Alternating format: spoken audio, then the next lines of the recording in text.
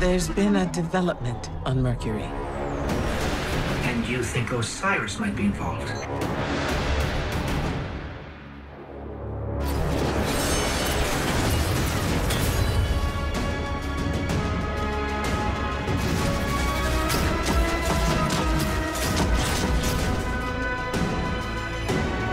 I predicted many things, but I never saw you.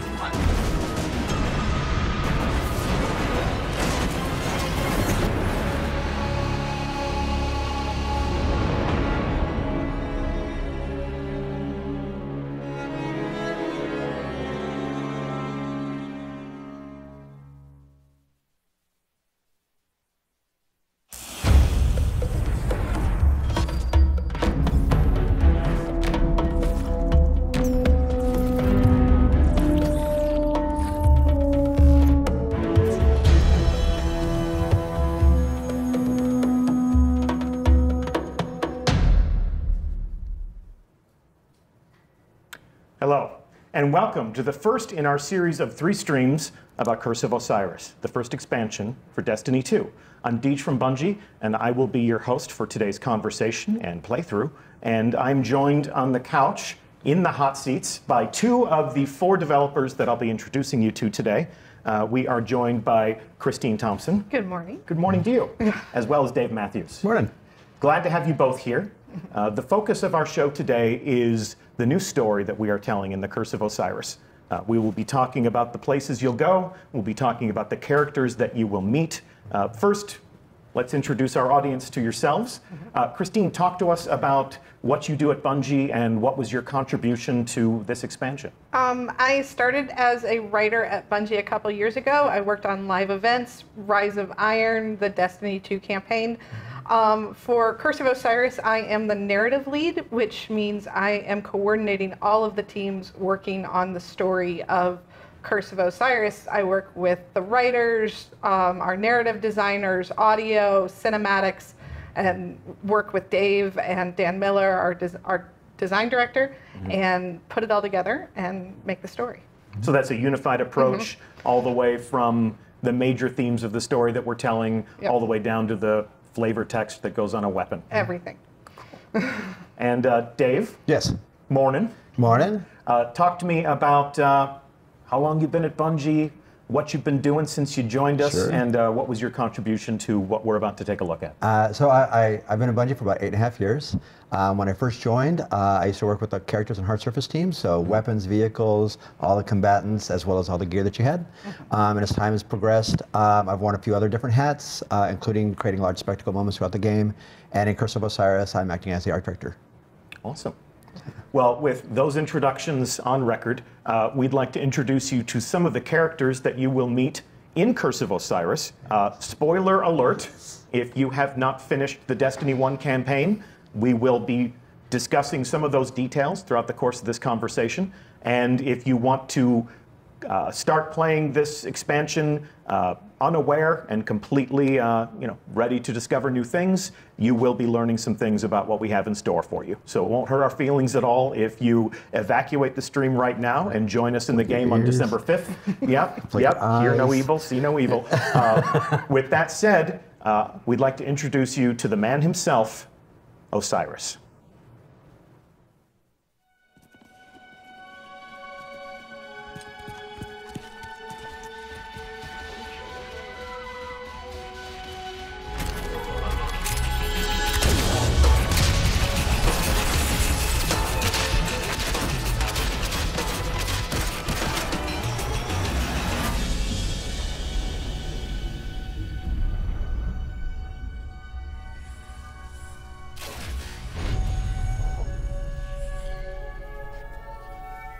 Ominous rocks, killer robots, people in mortal danger.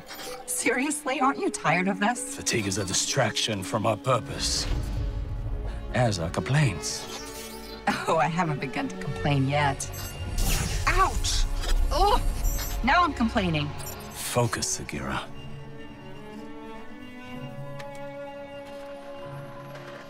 Reach for the sky, big guy.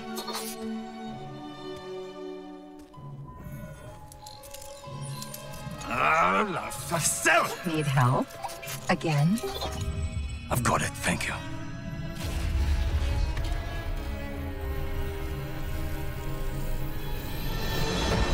Well, Osiris. What did you see? Slow down. Wait. I thought Oh, Go! To your left! 2 o'clock! Medium range! You're welcome!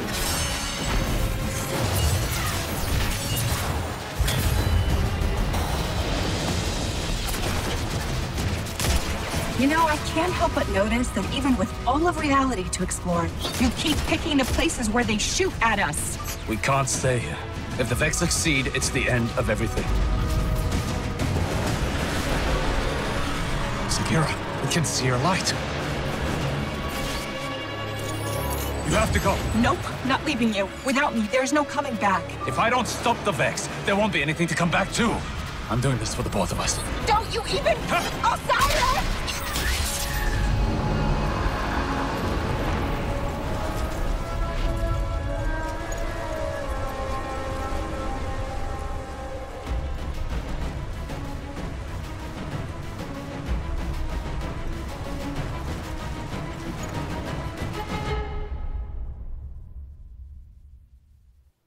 So there's a preview of some of the cinematic content that we'll see in Curse of Osiris. Just a couple of comments from our chat right now. Osiris has a fidget cube. Osiris has a named ghost. Osiris has a named ghost. So he's a special guy. First question, point of order, why is Osiris in the Vault of Glass? Not technically the Vault of Glass. Okay. Osiris is in a place called the Infinite Forest, which we'll talk about more during this stream. It is a reality engine the Vex use to simulate all of the aspects of reality that they can touch, because they are looking for something specific. They are looking to brute force reality and find the thing they want. And Osiris is there looking for it too. Pretty lucky. Yeah. Yeah, imagine if we could do that. We could take a look at all of our eventual realities. And pick out the one you want. And pick out the one you want. Like, no, don't major in that. So he's traveling through the Infinite Forest. We will take a look at the Infinite Forest on this stream, but probably experience it from a gameplay perspective on the next stream when we talk about new activities. Talk to me about the story that we're telling, though. What are the main themes of this narrative? I mean, when we first started talking about what we wanted the expansion to be, we wanted a mystery, we wanted adventure, we wanted something that would take you from planet to planet. We also wanted to start digging into some of the questions in the lore that have been there that players want to know about, like, who is Osiris? This is a name you know from Destiny 1 and the Trials of Osiris and Grimoire cards, but you don't really know about who he is or why he does what he does or where he's been. And also the Vex, we've had a lot of hints about the Vex having some sort of greater plan, but what is it? What do they want? And what's the timeline for Curse of Osiris? When does all of this take place? This is, okay, spoilers for D2. We won the Red War. This is a few months after that. Okay. Yeah. It is, in fact, a few months after we won the Red War. So we're keeping up with the world of Destiny in real time. So at the end of the Destiny 2 campaign, there is a reawakening of the Traveler. A pulse of light spreads out across the solar system, and that has repercussions. That, I mean, as players saw at the end of the game, that wave of light goes all the way across the solar system and beyond. And one of the things it touched was Mercury. Now, the Traveler waking up and that wave of light was actually an essential component for what the Vex want to do. They were waiting for it. So now that wave of light has come across Mercury, this gateway has activated, Vex are coming out of it, this plan is being set in motion, and at this point is when Ikora knows she needs somebody to look into the situation, and Ikora turns to her friend, the one who brought her back from Io, and says, I need your help. I need you to look into this. Okay. Pretty deep meta question from chat, from Rhino. How do we know the Red War wasn't a simulation? How do you How do know? we know that this stream, that this life that we're living right now isn't a simulation? There is no spoon. We don't But- think there is no spoon. But if it is a simulation that feels this real, does it matter whether or not it's real? Doesn't or a matter to me. simulation? I'm gonna finish this stream and then I'm gonna go have lunch. And I don't care if any of it's fake. Yep. The Matrix is telling me this steak is juicy. So moving right along, I want to talk about the characters that we will meet on this journey. Let's begin with Osiris. We've got a slideshow put together, and these faces are far more interesting to look at than ours. So let's share some screen time with Osiris. Talk to me about this character and what we did to sort of reach past all of the conjecture and theorizing on the part of the players who may have followed in his tracks to the Lighthouse. Sure. And bringing him to life, as it were.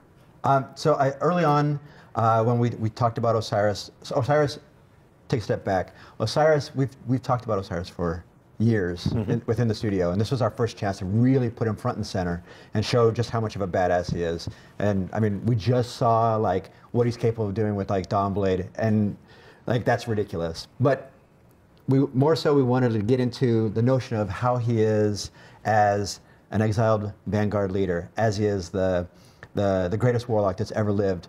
All these things, plus what he's been doing, his obsession with the Vex, why he's on Mercury, these are all things that we brought into how we came up with the aesthetic for him. Real early on, we made the commitment. We wanted to make sure he was Middle Eastern, and he's actually even voiced by Oded Fehr, which is freaking great. And if you look at the character and you go back and you take a look at the trailer that we were just showing, and you start to step through it, you're going to notice a lot of clues about like chronology and how Osiris continues to work with the gear that he currently has, and when he was exiled, what he took with him. There's a good look at his. There's a good look at his gear right now. Absolutely. If you take a look at it and you start to kind of sweep through it, you're going to notice right off the bat those bracers. Those bracers look a lot like bracers of old, but clearly something's changed. And this is obviously to like exemplify the notion of him exploring the Vex and learning what he can do to modify and take Vex technology and make it his own. And when you are exiled from the tower, you can't go back and decode your engrams. No. But before his exile, he was a powerful figure in the tower. I mean, he was essentially their commander, Yes. right? Absolutely. He was Zavala before Zavala. Yep. So some of the other themes that we definitely are leaning into, absolutely we want to lean into like Egyptian mythology. Yes. So you're starting to see like even around like the neck bangle or even the headgear, we're starting to like tease out some of those aspects that are definitely Egyptian. All these things that pay homage back into like that mythology of just how great of a character Osiris is. Shout out to one of your peers. This is a piece of concept art created by whom? Ryan Gitter. Ryan Gitter. Awesome work, man. Mad Thank you, artist. Ryan. And then this view of Osiris's gear is, this was what, the cinematic model? Right. This is the model that we just saw in the prologue that we were just looking at. Yeah. This is our high-res cinematic model. So this is where we get to see all of the small, fine details that are there. We also have the in-game models you're going to be able to see at some other point, and I'll leave that as a secret. Okay. Yes, as indicated, we've got 3 streams, including this one, before it's time to play. So there'll be a lot of opportunities to dive deeper into all the different aspects of Destiny that brings players to the game. I was going to say, perfect timing. Perfect segue. So one of the other things that's also great about being able to take Osiris and pull him out of the tower and then have him be exiled and move forward is his ghost and what his ghost looks like. So this is Sagira. I don't want to steal Christine's thunder because this is a really special moment for us. So I'm going to let Christine talk about Sagira. Super, super excited about Sagira. She is the first ghost that you hear in the franchise other than the player's ghost. Yes. She's the first female ghost. She's got a name. She's got opinions. She has a lot of opinions. She sometimes thinks the Guardians, including Osiris, take themselves too seriously. No. So it is a lot of fun looking at the world through her eyes. And when we reach Sagira in our timeline as players, she has been, as we saw at the end of that prologue, sort of lost. Yes. And we mentioned that Oded Fehr plays Osiris. Who is the voice of Sagira? Marina Baccarin. Yeah. from Firefly, from Firefly, and Gotham, and Homeland, and Deadpool, and everything. Awesome, awesome talent to bring into the story. And this image comes from what? This is one of the shots that we are previs for some of the prologue, and as you start to look at her, like we really wanted to pull out some of those sassy aspects of the character and bring that into the visuals. Yep. So you'll see her not only as the shell itself, but then also in her performance and how she interacts with Osiris. Yep. Can 1245 says another Firefly star. Bungie's got a Firefly fetish. We're I think trying to collect them. We're basically It's like collecting trading cards. every cast. We're getting close. Osiris was once a teacher, a mentor, a commander in the tower, and Osiris's favorite pupil, teacher's pet. Ikora Ray. Yes, my own favorite vanguard, Ikora Ray, makes a return to this story. From an art direction standpoint, you haven't iterated on perfection. Nope. Her armor and her character is as we remember it. Right. The only thing that we've done is, as we start to see a little bit more as the story unfolds, we want to make sure that her performance shows a little bit more of the softer side of her. And I'm sure Christine is happy to talk about that. I'm happy. Ikora, her last Fender performance at the end of the D2 campaign, she says, if losing my light was a test, I think I failed. So now that the Traveler is awake and she has her light back, as do all the Guardians, I want to put that one to rest. She is starting to explore what she needs to be and what she needs to be to become better. And part of that is exploring who she is besides just a weapon, besides just a guardian, besides just a leader. And that's exploring who she is as a human. And that means having a friend. She hasn't had a lot of friends. She hasn't had a lot of people she can trust. But the player is one of those people. Nice. Yeah. And if Ikora had a favorite pupil, he's also got, well, maybe not a favorite follower. I don't even know if Osiris knows he has followers. He knows, but, he doesn't like the celebrity aspect. Okay. We've seen Brother Vance before. Even if we never participated in the trials of Osiris, this was a person who held vigil in the reef and trained people to perhaps help fight to find Osiris someday. Brother Vance plays a prominent role in this expansion. He does. He is in.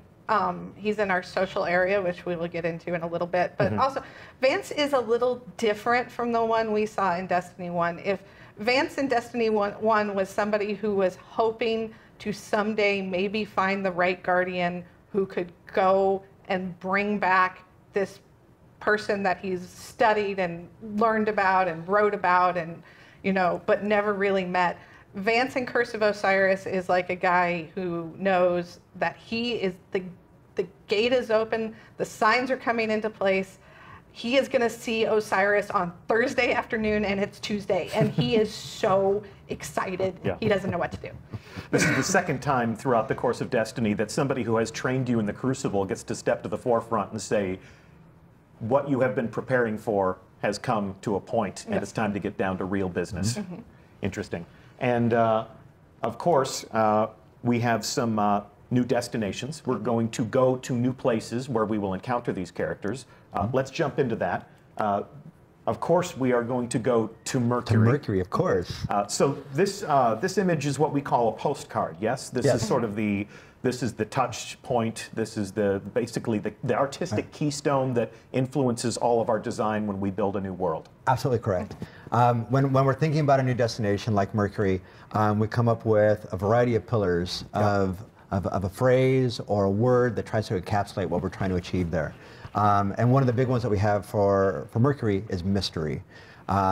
We teased it and we showed a little bit of it. You had a glimpse of it when you were in the Lighthouse back in D1. And everybody always wanted to understand what it was like to be out there. So as you start to look at this concept and the other locations on the present version of Mercury, we use that as a way to look for to create mystery, to create wonder, to create a sense of discovery of what's around every corner. We use that as our guiding touchstone for how we look at our environments, how we create the landscape, how we create the props that exist inside of it, lighting, environment effects, all those things come back to that guiding picture. Christine, in terms of the chronology and the lore, Mercury was a lush garden world. Yes. And then the Vex show up and ruin everything. So they've turned this into their own machine world, essentially, yeah? And they've hollowed out the core of the planet, and that is something we're going to talk about why they did that. Okay, and that's one of the mysteries that we'll solve. And then this is obviously an in-game view of that environmental landscape. Sure. Just a piece of Mercury right here. Yeah. And what you're seeing is that's the gate that actually takes you to the infinite forest. And that's something that Christine was talking about just a couple seconds ago. Yeah. Their reality engine. Their reality engine. So this is an opportunity for us not only to be able to, as a player, to be able to see Mercury on the surface and where we're at right now and today, but then also by venturing through the gate, you can start to explore the mechanisms that is the machine, and then also past, present, and future of Mercury. So this is a concept of the infinite forest. This piece of concept art was created by who? This one is also Ryan Gitter. Ryan Gitter, hard at work making awesome stuff for us. Thank you, Ryan. So this is their reality engine. These are their machines. This is essentially how they jump through time and space and look at every possible eventual outcome of everything that they do. Right. I call it trying to find the equation for the future. Yeah. And then once we look at it in game, this is sort of a jumping off point, and then you can make your way through that landscape. As the Vex move through this space, and as they tackle every different possible reality, what is that? How does that manifest itself physically in that environment? So, great question. Fabulous question. One of the things that we wanted to make sure early on, when we're starting to think about how we want to interact with the Vex and get into their lore, their ecology, we want to be able to expose players not only to the present Vex that they've seen and they've fought against for quite some time, but this now is an opportunity for us to dig deeper into the precursors and the descendants, which are also going to be facing in Curse of Osiris. This landscape that you're also seeing, I think it's really important to talk about how the gameplay unfolds inside of the Infinite Forest. It's the way that we've built it. It's the first time you play through this mission, you'll run through it and you'll experience certain foes and certain objectives. And if you were to run through that mission again, odds are that space is not going to play out the exact same way. The space is different. The enemies that you may face is different. Right. Would you say that this is procedurally generated? Absolutely not. No. So this is lovingly crafted, very intelligently assembled in a way that we can create new and unique experiences every time you come into the Infinite Forest. Yeah, and we've always art directed every square foot that you've encountered. Every decorator, every plant, yes, every budding flower. But this landscape has different combinations of set pieces and enemies to fight, so it gives you a lot of different infinite combinations for experiences. Hence the Infinite Forest. Hence the Infinite Forest. And as we move through this space, we can also experience the Vex manipulation of time. It's my understanding that we can show future Mercury. We can totally show future Mercury. So this is the Mercury of the future. What are we looking at here? So this is dark. This is deep into the future. We call this. We refer to this picture as the dark future. Okay. This is where the sun has gone dead. What you see in the foreground there is the Lighthouse. After like a tremendous amount of entropy, there is no life on the planet. The only thing that remains is Vex. There's no life anywhere. No light, no dark, just Vex. Just Vex. Just nothing to light the way, but just a sea of red vexed eyeballs. Right. This is a piece of concept art created by? This is by Dorje. Dorje Bellbrook. Man, stellar. Wonderful, wonderful work. And then this is what it looks like inside of the game. Right. That's the Lighthouse in the dark future. So it doesn't look the same. No, it's certainly. Oh, look at that. Yeah, it's completely just busted down. And good segue. The Lighthouse in the dark future is not a hospitable environment. No, it's not. But the Lighthouse of the now, which is really what this is all about, is different than we may have remembered it. Yep. It looks like it's a little bit more hospitable to company and visitors. A little more lived in. So let me tell you a little bit about it. First off, did you manage to make it in Trials of Osiris? Did you make it to the Lighthouse? Shout out to Pope Bear and Anbu. They took me to the Lighthouse Once. Once. I was not hired for my thumb skills. How about yourself? Yeah, I've managed to make it there. Yeah. My fire team's been my two boys, Okay. Alex and Griffin. Yeah. They managed to help me get there. Yeah. They're better players than I am. No, it's good of you to give your sons backpacks. Yeah. Boat And anchor, hang on to Christine? them. I've seen YouTube videos of people who made it to the lighthouse. And I'm sure there are many people watching this stream right now for whom that has been their only exposure to the lighthouse as well, Yeah. is YouTube videos. And PvP, I am a target. Well, we're all targets in PvP. It's just a question of how hard a target are you. But for everyone watching and everyone who will play Curse of Osiris on December 5th, you're all invited to the lighthouse. As you said, Osiris's followers are very anxious about the signs pointing toward his return, so they've thrown open the doors and lit the candles. And they're ready for it to happen. So for us, like this is a really big deal for us to be able to have everybody get a chance to go to the lighthouse. This is an opportunity for us to pay off what people have only dreamed about going to.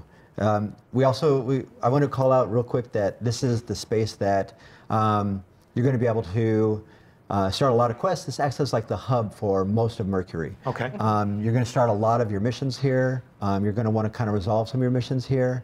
There's a lot of mysteries within the lighthouse for you to explore. And there's a few people for you to interact with. Well, I have a controller in my hands, so let's go there now, shall we? Let's do it. Yep. All right. We break net live, and we are going to the lighthouse, and here we are.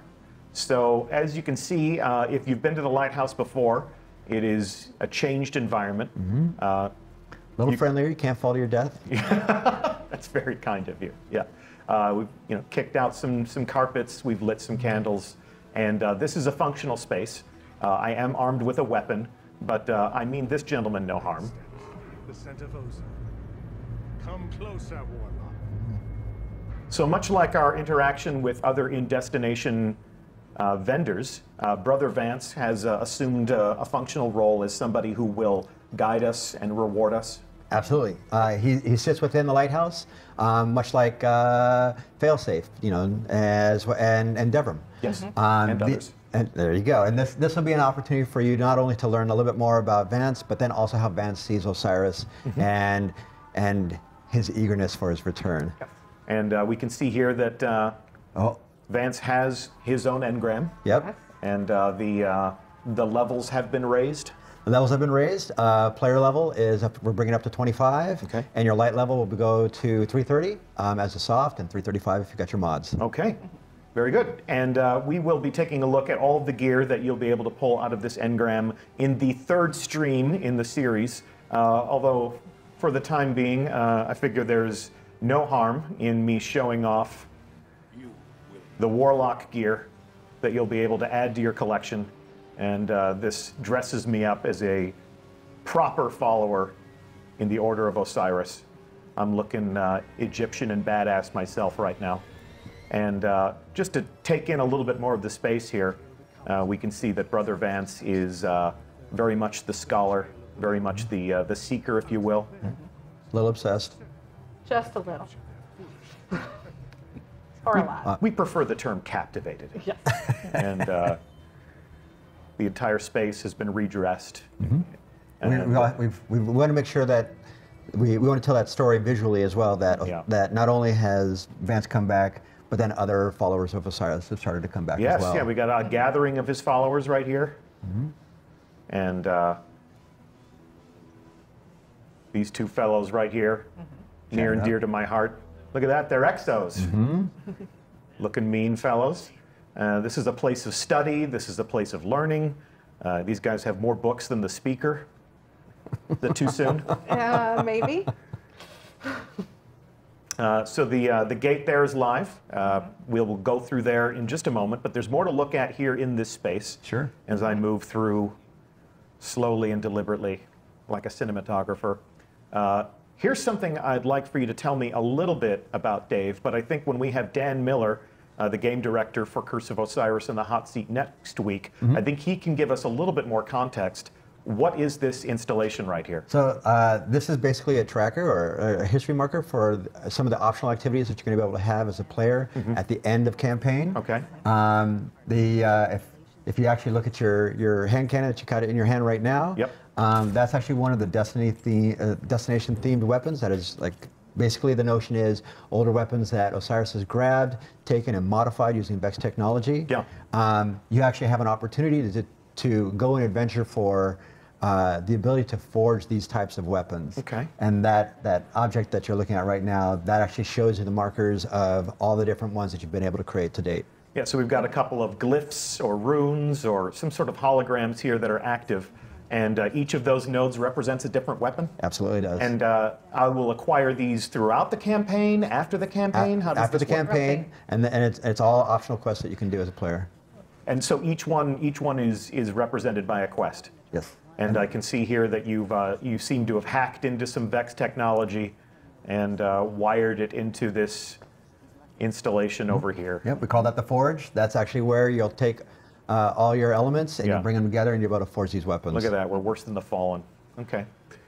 And then as we move over here, we can see that, as always, the Lighthouse has a lovely view.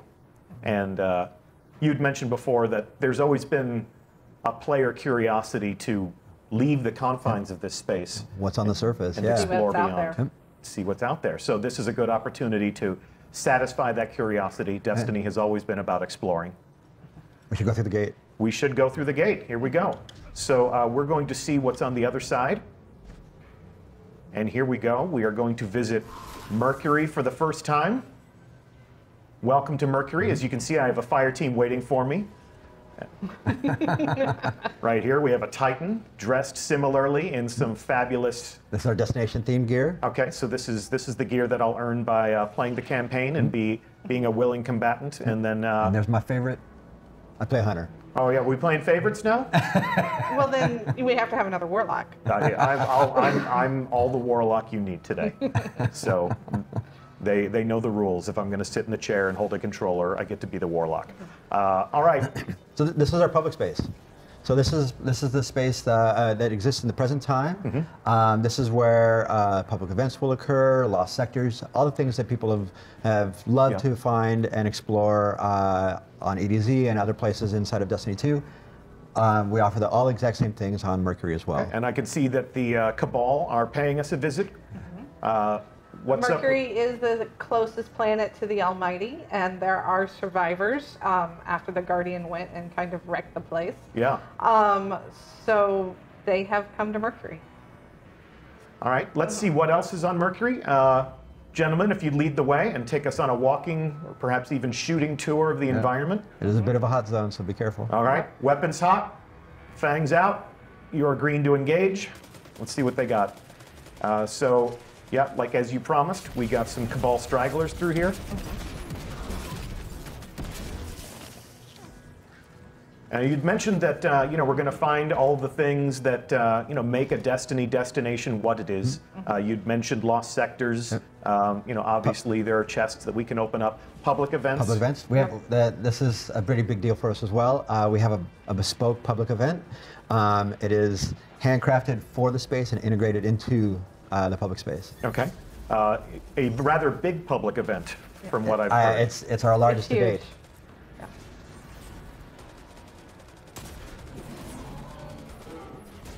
Probably want to watch out. Yeah, watch out for that Vex milk. Radiolarian fluid, please. Yes, come on, come on. You're sitting next to your narrative. You got to be on point here, then. As they have engaged the enemy, whether we like it or not, we've stepped into a war with the Cabal. If you take a peek, take a peek, and if you can not get shot at the same time, but if you look up over to your right, yep. Not only will, Let's see, let me get a bird's eye view. Yep. Let me go up. That's a lot. There you go. Keep me safe up here, boys. I'm trying to lead a tour group. So not only are we this is again right after the campaign of D2. Yep. So the Almighty is out there in the horizon. Yep. And then if you look up there, that is actually the Lighthouse. Yeah, we can see the Lighthouse from the outside for the first time. And then very close proximity to our sun. And what remains of the Almighty is still in the skybox. Yep. All right, cool. Great opportunity to get a tan. Yes, yes, exactly. Or get burnt to a crisp. So I'm going to jump down here. We will continue our reconnoiter. I'll let my buddies take point, as I always do. So what you're starting to approach now, that's the gate that allows you to enter the Infinite Forest. Okay. And ultimately explore all the different times that have the capstones to the past, present, and future. Awesome. And you'd mentioned the lost sectors before, but in keeping with the themes of mystery, my understanding is that you're not necessarily marking those on the map. We're not going to show them on the map until after your campaign is all complete, and give you an opportunity to find them all on your own without any assistance. This is usually how I enjoy PvP, through the grace of my fire team. Thanks, guys. There we go. I'll help. I helped. Oh, we got a man. Oh, we got two down. Need a respawn. Don't wipe. There we go. All right, let's move along. I'm going to speed through this environment. We're going to go up to the gate to the Infinite Forest.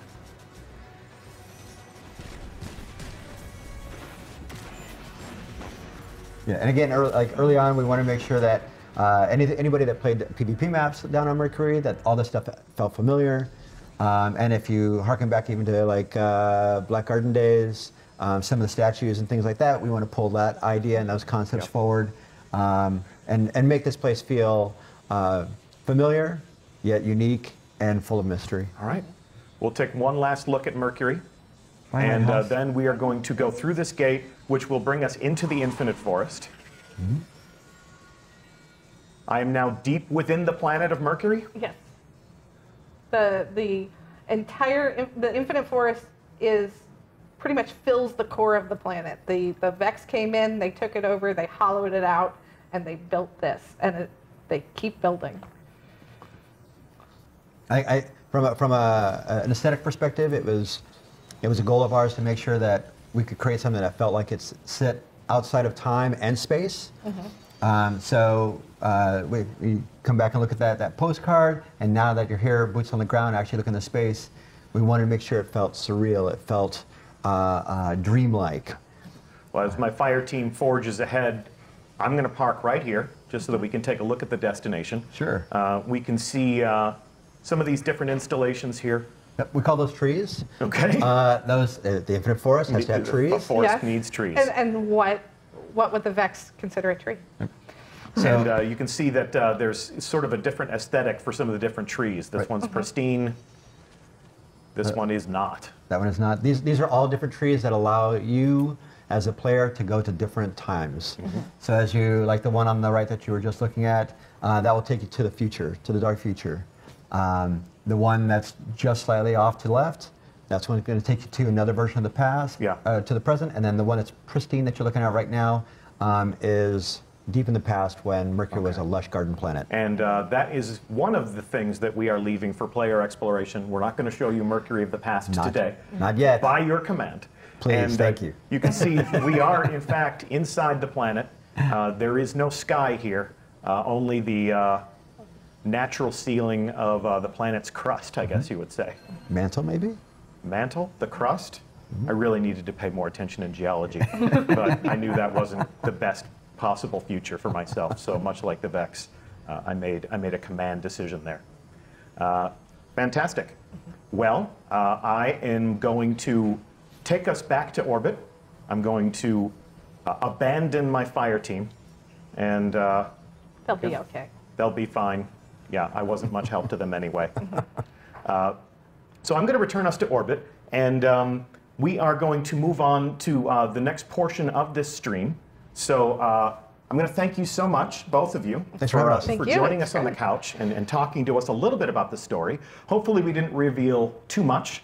Hopefully we have created that sense of curiosity so that you can jump in and you can discover these things for yourselves. This was a good teaser, I hope, and a little taste of things to come. Yep. That was the goal. So I appreciate you both joining me on stream today. We are going to refresh the couch. We're going to bring 2 more developers onto the hot seat. But before you go, one more time, Dave Matthews, art director. Thank you. Christine Thompson, our narrative lead. Thank you. Thank you so much for talking to us.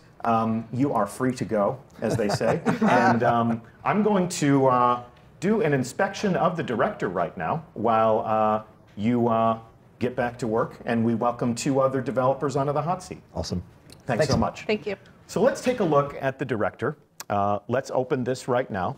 Just want to give you a brief tour of some of the different things that you can expect to find as part of Curse of Osiris. The first thing that we will take a look at is the strike menu. As you can see here, the Heroic Strikes playlist, is coming back. Great source of cooperative fun with yourself and 2 friends, as well as a good source of rewards. You can also see that we do have a Mercury destination that we're adding as a node to the director. And thanks to the almighty, Mercury does not have all of its structural integrity. It's been devouring the planet as fuel. Thankfully, it takes a long time to devour a planet, so there's enough left for us to explore. I also want to take this stream as an opportunity to answer what has been a question since the original reveal of Curse of Osiris at Paris Games Week. We have made the promise of new raid content, and there have been a number of questions as to what exactly that means. And to answer that question, we have brought onto the couch 2 other members of our team. Stuart Monsky, this is your first ever Bungie stream. Hey, it's great to be here. Yeah, great to have you, man. We'll adjust our levels and make sure that our audience can hear you. But I'm glad that you could join us on the couch and meet the community that has been playing the raids that you've worked on. Yeah, it's really exciting. We've got a bunch of cool stuff to show them today. Cool.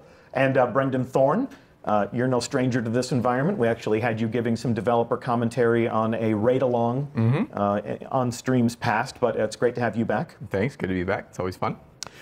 So before we take a look at the director and before we answer some of the burning questions about new raid content, talk to me about what you do at Bungie and what has been your contribution to what we are calling a raid lair. So I'm a senior designer on the raid team, and I do encounter design, and I'm also the lead on the very first raid layer we're doing for Curse of Osiris. Okay, and that's what we'll be talking about today. And then Brendan, for those that may be meeting you for the first time, albeit virtually, what is it that you do at Bungie? I read Reddit a lot. No, I work on raid encounters and develop bosses. Okay, fantastic. So let's take a look at the director again. I'm going to open the Leviathan menu here. And as we look at how this menu has changed, what we can see is that the original raid is still a component of the experience, of course, but we've added a new node. And this is what we're calling a raid lair. The Leviathan Eater of Worlds is the name of the activity. If you could, summarize for me, what is a raid lair? A raid lair is a brand new 6-player raid activity. In this raid lair, we're going back to the Leviathan. It's an entirely new set of encounters, new puzzles, new loot, completely new places to explore. You got to remember this ship eats planets. That's how big this thing is. Big place. Lots of different places to explore. And then we have a brand new final boss for you to fight. Okay. And then we also have the original raid.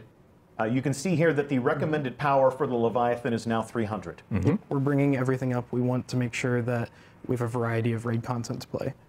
We don't want to deprecate anything. So if you're a Guardian that's reached your maximum potential, this becomes a challenge that you can enjoy again and again and again. If you're a Guardian who decides to join us in Curse of Osiris and you're looking for new challenges, you're taking us back to the Leviathan, and we get to face a new bad guy. Yep, and it doesn't matter if you've completed the Leviathan main raid either. You can play this anytime you want. Separate activity, separate requires activity. 6 players. What is the scope of a raid lair if you were to try to size it up? So it's not as lengthy as the original Leviathan, but there's still a boss and then all the challenges leading up to them. So it's going to be a pretty sizable addition. Yeah, and it's no less challenging or less fun than any other raid we've made. This raid is a ton of fun. We've been playing a lot internally. It's extremely challenging. You're going to die a lot. We're gonna okay. You're gonna All die a lot. That's the challenge? It's very You're hard. gonna die a lot, Guardians. So hopefully that challenge is accepted. Let's see. What else can we say about this? We guide the Leviathan. We will also guide the raid lair. With your permission, I'm going to launch this activity. Let's do it. Sneak peek. All right, we'll take a look at that. Before we go down, if we survive after dying a lot, what are we going to earn? New armor, new weapons, new cosmetics, all at a higher light level. Okay. Yep, and we should also note that you mentioned we're bringing up the original Leviathan raids, so those rewards are going to get brought up as well too. So you're going to have a variety of raid content to pick from each week. Some nights you might feel like a longer raid, other nights you might only have time for raid lair. Gotcha. Okay. And then let's see. Will there be a prestige mode for the raid lair? We're going to have a prestige mode. It's brutal. The sandbox difficulty is way up. Yeah. Yeah, very- you're going to very die hard. a lot. You're going to die a lot. Okay. So talk to me about what motivated the team. Actually, let's come back and I want to take a look at this one more time because there actually is something that I failed to call out here. Let's take a look at the menu one more time. What motivated us to handle raid encounters like this? Well, we wanted to make more raids, number one. We enjoy raiding the whole team raids together. We wanted more stuff to do. Yep. And we thought we could make a whole bunch of new encounters, new mechanics, new puzzles for people. We wanted to make new bosses. Okay. Yeah, it comes down to variety. We wanted a variety of encounters, like more puzzly raids, more sandbox-focused raids, and we also wanted to have variety in the amount of time commitment because, like you were mentioning earlier, sometimes it's hard to get a full group of 6 people together for 3 hours or so, or however long. In the first year of Destiny, ever since the first year of Destiny, we've seen one major raid a year. Yep. But in the first year of Destiny, we obviously had the Vault of Glass, and then in the first expansion, the Dark Below, we had Crota's End, and then in the House of Wolves, we had Prison Builders, but no raid. But no raid, which was an interesting moment. With this, I can see that we have a node here that's blank. What are you going to fill that with? That's, excuse me, that's going to be the second raid layer, and it's going to be an expansion too.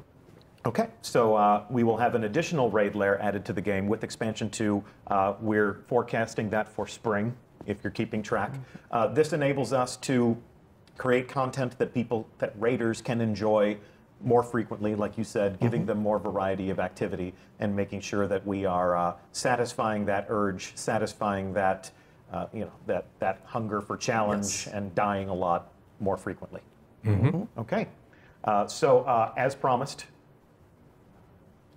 we're going to launch this activity. So we now take you back to the Leviathan. If you're a hardcore raider that wants to go in blind, again, spoiler alert, I'm not going to show you how to play this raid, but I'll give you some sense of the first steps that you might take in this activity. And you guys, have you been play testing this activity with Team Velveeta? Oh yeah, Yes. Team Velveeta they are the best of the best we have at Bungie, and we use them sort of as our metric. They're a lot better than the raid team. Yep. So we try to balance around. Better than some of us. Yeah, I suck. So here we are. If you're a hardcore raider in Destiny, this environment is not strange to you. We are aboard the Leviathan in orbit around Nessus, and this planet-devouring machine, this spacefaring killer of worlds, is a big place. Yeah. Takes a big place, takes a big ship to eat a planet. Yeah, and so far we've only been to the palace on the top of the ship, and this thing eats planets. There's a lot of different places that we can go, and so we thought, hey, let's go back to Leviathan. We've got more stories to tell. We have totally new places to go. Yeah. So we're gonna go somewhere else this time. Yeah, you still haven't been down below. You've seen a little bit under the city, but that ship is massive. Into the belly of the beast, as it were. Yes, the original name for it before we named an achievement that. Okay, so now we are going to investigate the Eater of Worlds. In the original raid in Destiny 2, we did this ascent, and where are we going this time? You're going down. Yeah. Down into the belly, like you said. So we don't want to show too much. We can maybe take them in the door, but all right, not too much further than that. In the immortal words of Kevin Flynn, that is a big door. Mm-hmm. And I'm going to park it right here. So this is if you are a raider and if you are ready for new challenges, this is what awaits you. You'll open this door, you'll descend into a brand new raid lair, and we'll see what awaits them. Will you guys be piling into our theater to watch as people undertake this for the first time? Always. Yeah, it's a party every time we do it. Yeah, it's great. We love it. When will this go live? Will this be live to the first fire team that can finish the campaign and dive in, or are we going to illuminate a starting line? It's going to be a starting line. As always, we want to treat the competition with respect. So we'll shoot the starting pistol, we'll spectate, we'll cheer for the winners. Yep. All right. It'll be shortly after DLC launch. I think we'll talk about the exact date later. Okay. When we're ready to tell you about the exact date, we'll set those expectations. We'll give everyone an opportunity to fire team up, get prepared, and rush out there in an attempt to grab the trophy and win some glory for themselves. Anything else you want to tell our community about the raid lairs? I don't want to spoil anything. Certainly not. It's Certainly not. completely different. I can't wait for people to see this. This is actually more than we've ever said about any sort of raid context or any sort of raid engagement prior to the launch of a thing, but with Destiny, we always seem to be breaking the mold for the player experience and introducing different ways for people to experience content. So this one felt like it needed a little bit of explanation, so here we are. If we brushed up too close to this, sorry. We did invite people to evacuate the stream, but you know, we wanted to satisfy the curiosity as to what raid lair. That is lair, not layer. That is L-A-I-R. That's a question that was asked right now in chat. I'm not being pedantic. That is a raid lair, similar to a dungeon or a realm or a place where a boss lives. Get a out boss's of my house. lair. Yes, yes. All right. Well, this and other trials and challenges await you on December 5th as part of the Curse of Osiris. It has been our pleasure to host you on stream today. Stuart Monsky, Brendan Thorne, obviously I'm Deej, I've been your host, and I hope that you will join us next week. We'll have Dave Matthews back along with game director Dan Miller, and we're going to take a look at some of the different activities that you will play in Curse of Osiris, including the biggest public event you've ever seen in Destiny, as well as a live fire exercise through the Infinite Forest. If that feels like more information than you need, we'll see you on December 5th.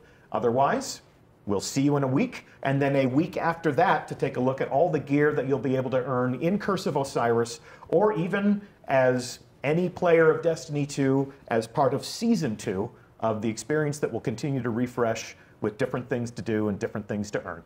Thank you so much for watching. See you again in a week.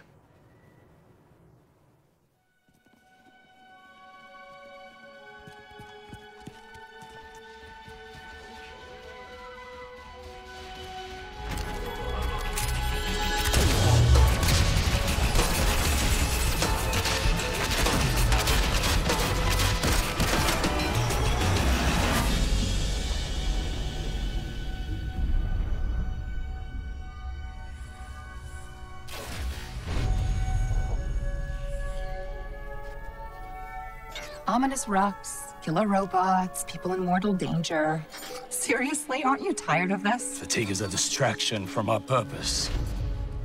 As are complaints. Oh, I haven't begun to complain yet. Ouch! Oh, now I'm complaining. Focus, Sagira.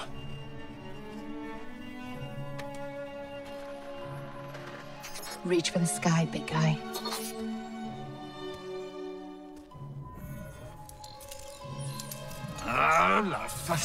Need help? Again? I've got it, thank you.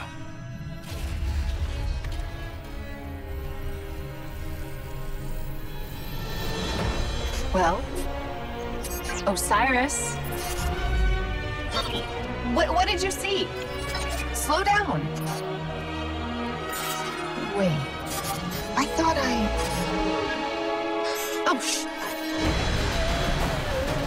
Go! To your left! 2 o'clock! Medium range! You're welcome!